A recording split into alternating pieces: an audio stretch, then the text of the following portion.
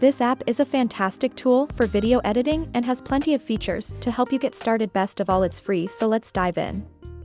First, open the App Store on your iPhone. By default, the App Store icon is on the home screen, as you can see here. If you can't locate it, simply swipe down from the middle of the screen and use the search function to find it.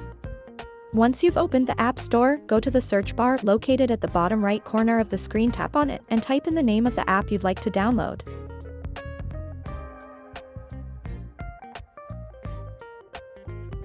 Scroll through the search results, and once you find the app, tap the button next to it. If it's your first time downloading the app, you'll see a Get button, otherwise, it might show a cloud icon with a downward arrow. After tapping the button, you might need to authenticate your Apple ID using Face ID, Touch ID, or your password. The download will begin immediately.